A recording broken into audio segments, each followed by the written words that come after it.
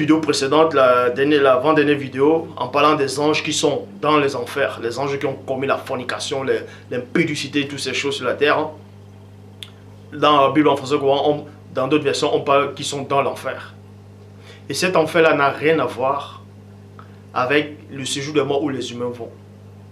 Cet enfer-là, c'est juste le nom qui a été changé, le nom enfer, mais ils sont dans l'abîme. Ils ont changé le mot abîme, ils ont mis l'enfer. C'est l'abîme ténébreux. Là-bas, ils ont perdu la lumière, les clartés.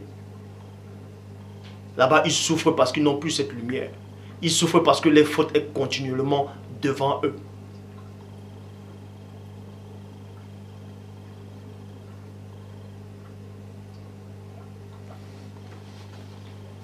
Bon, dans la parabole de Luc 16-19, le mauvais riche, on vous dit qu'il allait dans le séjour des morts et là-bas il était en proie au tourment. Il a supplié Abraham que Abraham envoie quelqu'un, l'un des prophètes, tout ça pour aller annoncer la bonne nouvelle à ses frères qui sont là-bas. Et plein de gens vont enseigner sur ça pour effrayer les gens. Oui, si vous quittez telle assemblée, si vous n'amenez pas la dîme, vous allez brûler en enfer. Si tu bois du whisky, tu vas aller brûler en enfer, ainsi de suite. Certains moments du mais est-ce que c'est l'alcool? Mais restez tranquille si vous ne... Arrêtez, Dieu ne vous connaît pas. Oh, je ne vous connais pas, le Père ne vous connaît pas. Le vrai Christ ne vous connaît pas. Donc arrêtez une bonne fois pour toutes de venir ouvrir vos bouches pour parler. Parce que vos paroles-là ne servent à rien. Vos paroles-là n'édifient pas, vos paroles ne servent à rien du tout. À rien. Le seul enseignant, je dis bien dans cette réalité ici, est en face de vous. Il a reçu le mandat, le plein pouvoir. Ceci peut vous choquer. On souhaite qu'il en soit ainsi. Donc, Ézéchiel 9, 10. Ézéchiel chapitre 9 au verset 10, Bible de Jérusalem, il est dit, pas Ézéchiel, Ecclésiastre. Ecclésiastre. Ecclésiastre chapitre 9 au verset 10 dit ceci. Tout ce que ta main trouve à faire avec ta force, fais-le. Tout ce que ta main trouve à faire avec ta force, fais-le. Tant que tu as la force, tout ce que ta main trouve à faire, tant que tu as la force, fais-le. Car il n'y a ni œuvre, ni réflexion, ni savoir, ni pensée dans le Sheol où tu vas. Point. On vous dit ici dans Ecclésiastre. Non. Oui, Ecclésiastre. Parce que Ecclésiastre et Ézéchiel, c'est à peu près... Bon, Ecclésiastre, tout ce que ta main trouve à faire avec ta force, fais-le. Car il n'y a ni sagesse, ni réflexion. Ni réflexion. Or, dans la parabole de Luc 16, 19, on vous dit que le riche réfléchissait. Mais Ecclésiastes vous dit quoi? Il n'y a plus de souvenirs. Les désirs est éteint. Regardez, je vais dans Ecclésiastes pour vous montrer à quel point les adeptes du séjour des morts de l'enfer sont ignorants. Ils viennent enseigner, Dieu m'a dit, Dieu m'a dit. C'est quel Dieu qui vous a dit ça? Quel est ce Dieu qui vous a dit? Vous avez déjà vu un seul ange déjà? Vous avez déjà vu un ange? Je répète encore, personne dans ce siècle n'a vu un ange. Je dis bien, personne n'a vu un ange. Personne n'a vu un ange. Ah oui, personne n'a vu un ange dans ce siècle. Personne. Donc ne rêvez pas. Si vous n'êtes pas capable de voir un seul ange, ni comprendre la parole de Dieu, mais vous pensez que Dieu va vous parler? Donc, Ecclésiastes 9, versets 5 à 6 dit quoi? Les vivants en effet savent qu'ils mourront, mais les morts ne savent plus rien. Les morts ne savent plus rien. On s'adresse à quel mort ici? Ce n'est pas tous les morts. On s'adresse à ceux qui n'ont pas connu le Père. On s'adresse à ceux qui n'ont pas le sceau de mon Père. Les vivants en effet savent qu'ils mourront, mais les morts ne savent plus rien. Virgule. Et il n'y a plus pour eux plus de salaire, puisque leur mémoire est oubliée. Et leurs amours leur amour, leurs amours et leur haine et leurs envies et les envies et les envies ont déjà péri. Or, dans Luc 16, 19, le mauvais riche avait toujours des désirs. Le désir de voir ses frères sauvés, être sauvés. Il avait l'amour pour ses frères, pour que ses frères puissent être sauvés. Or, Ecclésiaste ne dit pas ça. Et Ecclésiaste contredit Luc 16, 19. Si vous pensez que dans le séjour des morts, dont Christ a fait allusion au brûlé, ça ne veut pas dire qu'il a contredit Christ. C'est que vous n'êtes pas assis dans les Écritures, vous ne comprenez pas les propos de Christ. Parce que Christ parlait en parabole. Et ce n'est pas destiné à vous autres. Je répète encore, tous ces gens qui viennent dire qu'on brûle en enfer, qui font des témoignages, peu importe les témoignages qui durent 2, 3, 4 heures. Il dit j'étais en enfer, j'ai vu ceci brûler, j'ai vu cela, j'ai vu Bouddha, j'ai vu... C'est faux. C'est complètement faux.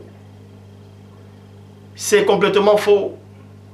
Ils vont parler avec des sensations. Parce que ce sont des fausses visions qu'ils ont eues. Les démons du rang inférieur les a montré des fausses visions. Ils ont cru à ces visions mensongères. Donc, l'enfer ici, dans cet enseignement, c'est le Sheol. Et le Sheol, c'est le séjour des morts. Et on vous a montré dans Ecclésiaste que dans le séjour des morts, c'est-à-dire dans l'enfer, là, dans le Sheol, là, on ne souffre pas. Il n'y a plus de réflexion, il n'y a plus d'activité, il n'y a plus de pensée là-bas. C'est fini, c'est le néant absolu. C'est le néant absolu. C'est le néant absolu.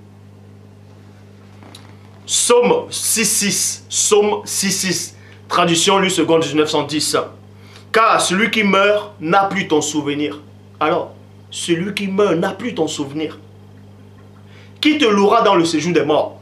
Celui qui meurt n'a plus ton souvenir. Le fait que dans Luc 16, à partir du verset 19, le mauvais riche ait encore le souvenir même d'Abraham, ça veut dire qu'il a aussi le souvenir que Dieu existe. Puisque en disant à Abraham, envoie Lazare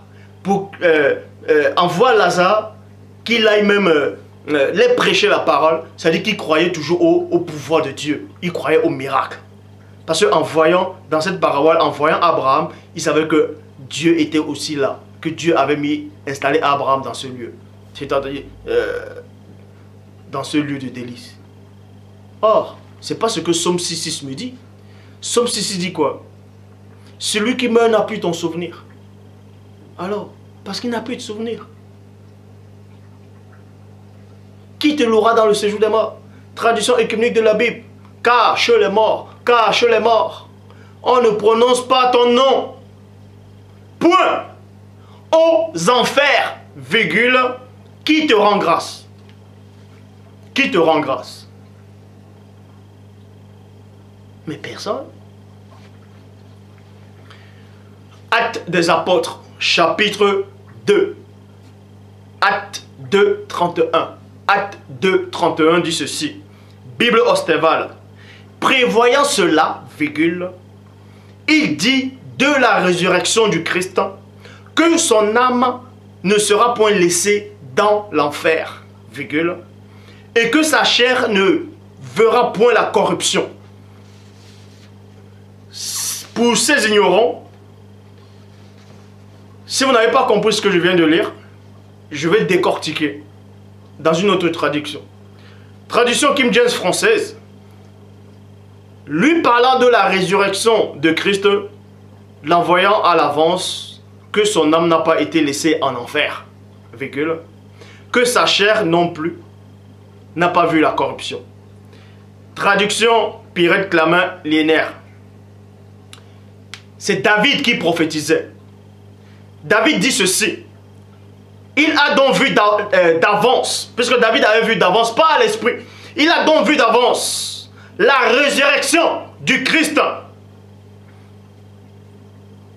Et il en a parlé en disant qu'il n'a pas été abandonné au séjour des morts et que sa chair n'a pas vu la corruption. Donc l'enfer là, c'est le séjour des morts. Puisque plusieurs versions parlent de ça. On vous dit que Christ n'a pas été abandonné dans l'enfer.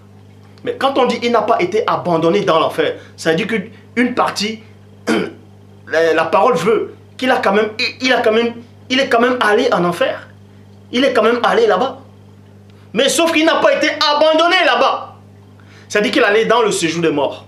Mais il n'a pas été abandonné dans le séjour des morts. Puisqu'il ne devait pas rester dans le séjour des morts, il devait ressortir pour aller directement auprès du Père. Sans cela, on dit, il n'a pas été abandonné dans l'enfer. Donc, comment se fait, si vous, dans vos petits cerveaux humains, vous dites que l'enfer c'est un lieu de tourment, on châtie les gens là-bas, c'est ceux qui ont commis les fautes contre Dieu qui vont aller brûler en enfer. Mais Christ pourquoi il allait faire quoi en enfer alors? Vous allez me dire que Christ allait prêcher la parole à ceux qui étaient captifs, à ceux qui étaient prisonniers là-bas. Là, premièrement, ça n'a rien à voir d'abord avec ça. Ici, là où on fait allusion, où David est en train de parler, ça n'a rien à voir avec ce qu'on parle dans Pierre. Que Christ allait prêcher même dans le séjour de mort aux gens qui précédaient le déluge. Ça n'a rien à voir. Christ a fait 3 jours, 3 nuits dans le sein de la terre.